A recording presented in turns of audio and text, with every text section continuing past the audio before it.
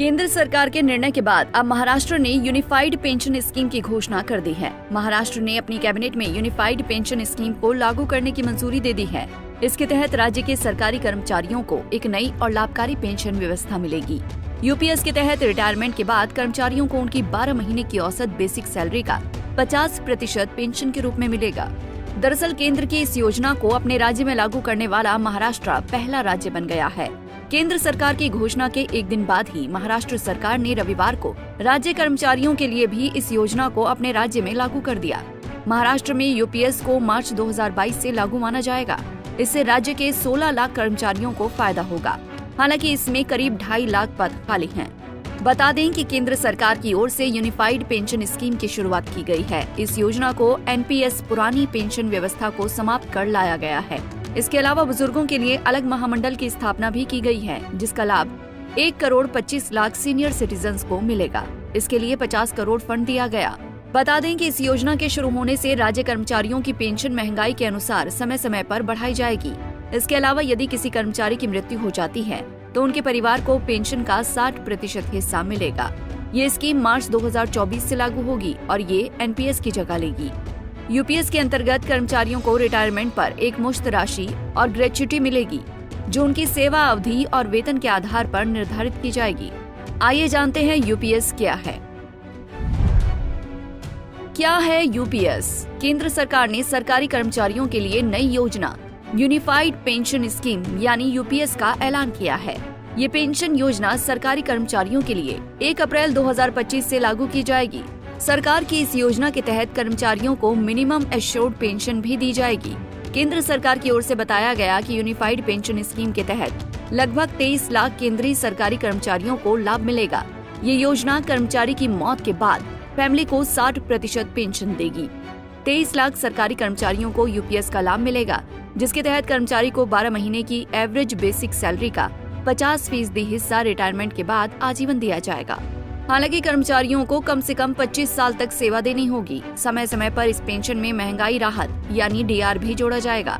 कर्मचारी की मौत के बाद फैमिली में से किसी एक योग्य सदस्य को कर्मचारी की पेंशन का 60% हिस्सा दिया जाएगा।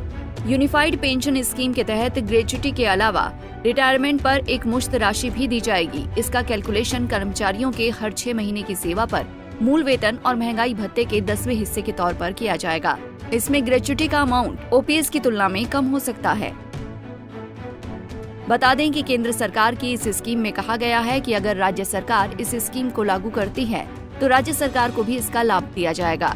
केंद्र सरकार ने इस योजना की घोषणा के वक्त कहा था कि इस योजना को राज्य वित्तीय सुरक्षा पेश करने के लिए तैयार किया गया है। इसके अलावा जैसे जैसे महंगाई बढ़ेगी वैसे ही इस योजना के तहत पेंशन में बढ़ोतरी का भी प्रावधान है। इस मुद्दे पर अब विपक्ष से प्रतिक्रिया आनी शुरू हो गई है। केंद्र सरकार ने अपने कर्मचारियों के लिए एकीकृत पेंशन योजना यानी यूपीएस की घोषणा पर महाराष्ट्र कांग्रेस अध्यक्ष नाना पटोले ने कहा, केंद्र सरकार पुरानी पेंशन योजना क्यों लागू नहीं कर रही है? कांग्रेस पार्टी मांग करती है कि पुरानी पेंशन योजना लागू की जानी चाहिए। देखो, कर्मचारियों से पैसे लेके कर्मचारियों के लिए पेंशन योजना बनाना, जो पुरानी पेंशन योजना थी वो सरकार क्यों नहीं लागू कर रही है, ये सवाल है।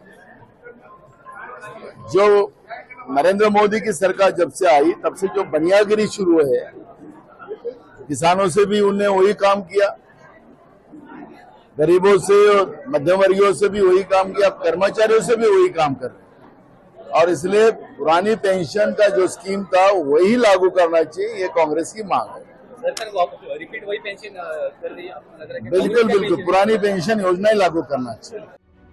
वहीं महाराष्ट्र में एनसीपी पार्टी से विधायक रोहित पवार ने कहा है कि अगर कर्मचारी इस योजना का स्वागत कर रहे हैं तो हमें भी इस योजना को स्वीकार करना चाहिए।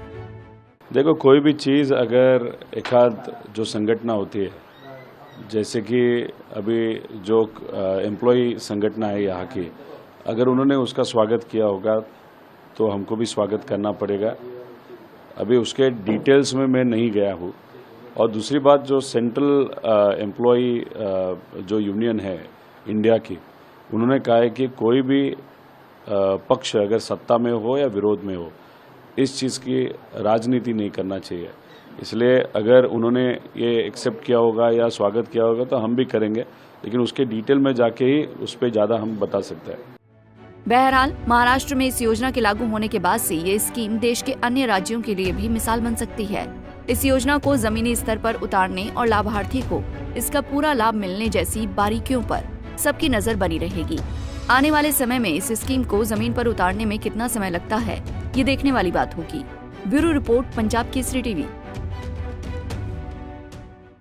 हमसे जुड़े रहने के लिए हमारे YouTube चैनल को सब्सक्राइब करें और नई वीडियो की नोटिफिकेशन के लिए बेल आइकॉन को दबाएं।